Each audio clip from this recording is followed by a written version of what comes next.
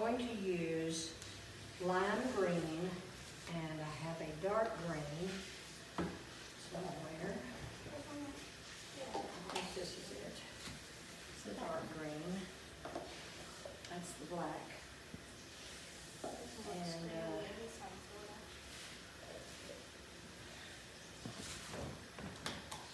think I'll use the yellow one.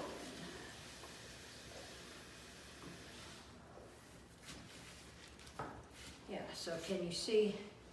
It's going to be the brown, that green, real dark green, and the yellow. Okay, and we'll start again with white. Eventually, and I did that myself, you get so you don't use the white at first all the time, and you certainly don't have to. But I don't want to show you a bazillion different ways of doing it, and then you won't remember. And this way, I'm just showing you this one way, and now that has, sometimes when you mix them ahead, they get, see, I'm not going to be able to do that.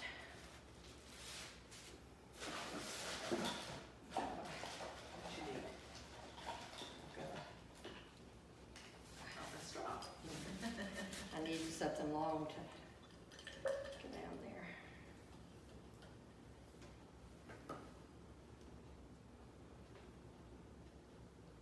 Miss Gardner, have you ever tried, or have you ever seen any videos where they've tried to say, if you wanted to do an initial or say USA or something like that, and put pressure or blocks or something like that, and then been successful with this, where everything runs around it?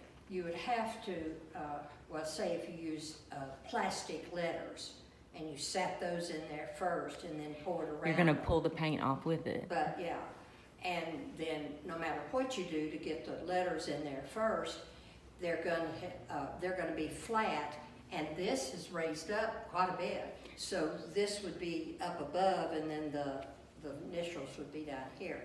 I've never seen anybody do that. I'm thinking it would have to be something to where it was raised enough to where the paint ran around it. But it would still then, when you lift those up, it's going to stick to it. It's going to be down below the surface of the. Now, I have seen them do, in fact, lately a lot of people have been doing, they'll pour them over kitchen utensils, for instance, a colander. They poured it through a colander, and then it leaves a particular design down there because it's only letting it go through those holes. So I wouldn't be surprised if somebody came up with something like that. I've never wanted to do that, so I haven't thought much about that.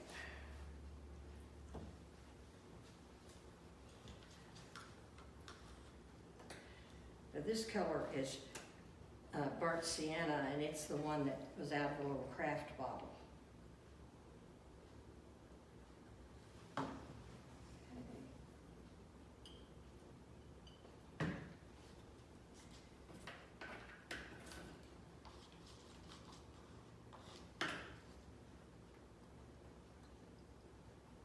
And some of the videos that you'll run across, they're just ugly as they could be, and you think, why did they put that on there when it's so ugly? And then some of them they'll say, well, this is the ugliest thing I've ever poured, but this, you'll be able to learn what not to do this way. So you just see everything on there. And then there's even people from other countries doing it. There's a Dutch lady.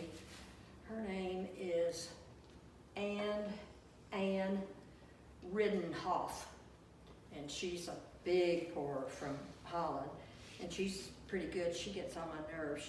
She draws them out so long that I fall asleep before she gets through with them. Okay.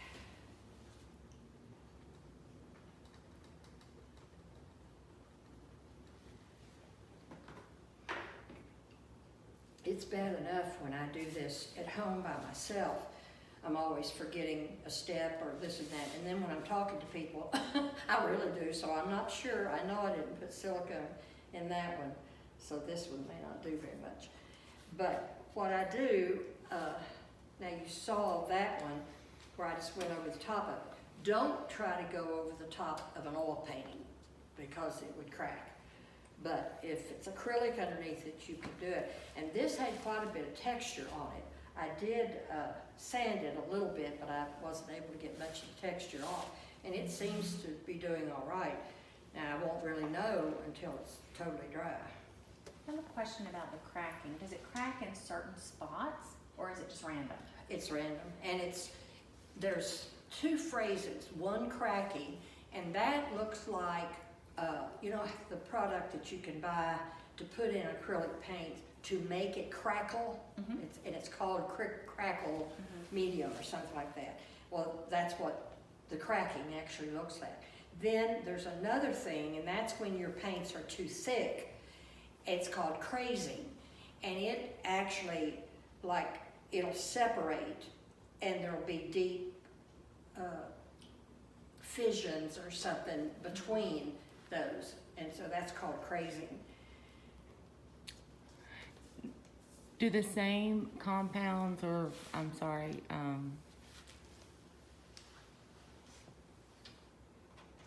the same paints that you're using work on glass as well as? Okay. I've done it on mirrors. Oh dear, I don't have something down here, but that's all right. I've run that. You can come up here, because if I, yeah, isn't that pretty? And see, the white did so much more in that, and I had about the same amount as I had in those others. So there's just really no rhyme or reason about it. Now, one thing that I think probably did make a difference with the white was this seemed a little thinner than what I had in there, and I added some of that to it.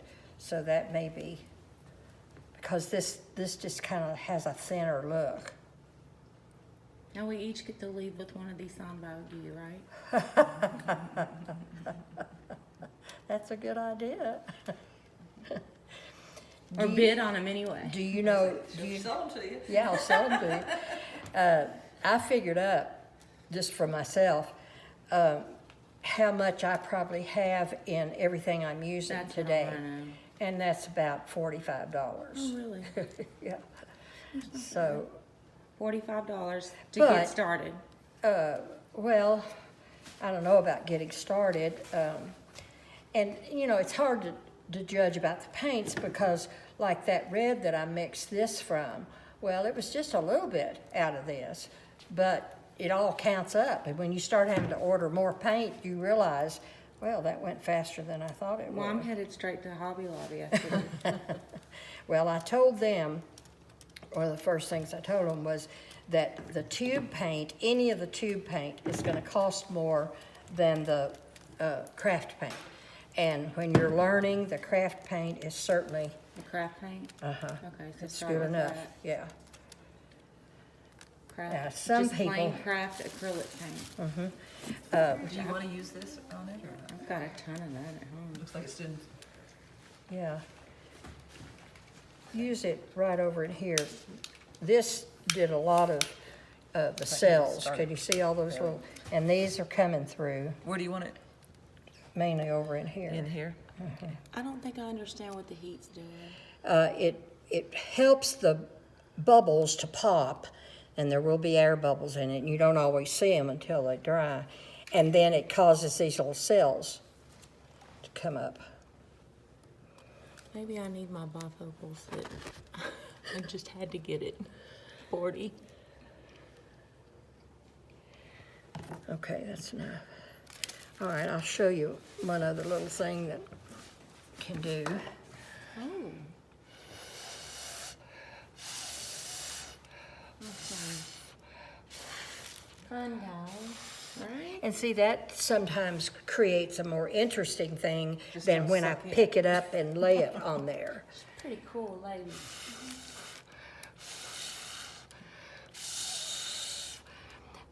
my students ask me all the time, well, how long do I have to take before I'll know how to do that? And I say, well, all I can tell you is I've been painting 60 years. Ladies, and gents, she gave my grandmother lessons. I was way younger than you guys. Probably when I was That's really interesting. before I like was that. born. I think I would have to think about whether I wanted it to go that way with the dark at the top or that way. I really wish there was a dark. Okay, I'm gonna try it. I shouldn't, but I'm going to. I'd like to have another little swirl down here. And the reason I say I shouldn't is it's hard then to get it to mix in. See, it looks like it's holding its, instead of doing this.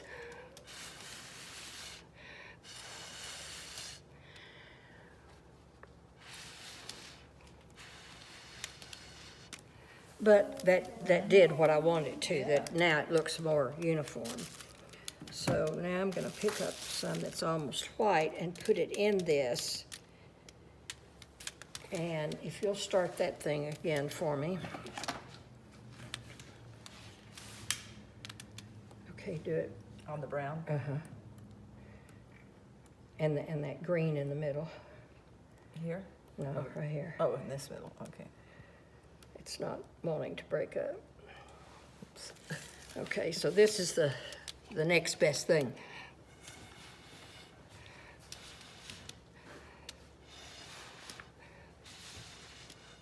But see, that looks more integrated now than, and did you see when I blew on that? All of those little cells popped Is up? that from the heat? It's just the interaction of the paint and the Floetrol. And I'm sure that I know I didn't put any cells in these two. I mean, the silicone, I may have those. But I've seen people get cells by using alcohol, not the Floetrol, and a little bit of weakened down Elmer's glue. But I've tried that, and it's sometimes you get them and sometimes you don't.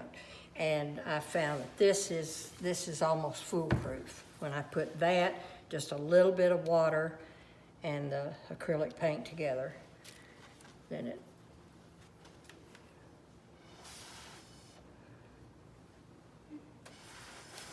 it's not going over the edge. Am I going on something over there? That's par for the course. I've ruined more clothes and shoes. Wouldn't have any idea I was getting it on my shoes till I'd get through and there'd be a big blob on my shoes. My ADD brain is just going and going and going. I'm thinking about super glue and making, textures I've and. never heard anybody use super glue, Well, I'm but saying beforehand, like a hot glue gun, yeah. and make designs beforehand, and then. Well, I think you should try anything. All you can do is waste paint and throw it away. Okay, I think I'm That's beautiful. satisfied with that, That's although gorgeous. I still don't have. And see, that's a big thing right there, is how much do you mix? You're trying not to over mix, because then you just throw the paint away, like this right here. You don't always get to put it down in something like that and come out with something good. But there's another guy that I cannot think of his name, he's very technical, and like he went to all the paint companies and talked to the paint companies about different things and this Floetrol, and he got very technical with it, and he talks about that on he doesn't have very many websites, but YouTube videos, but I like that on my arm.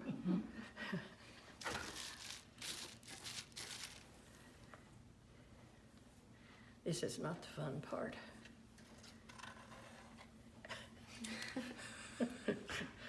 Oh, me.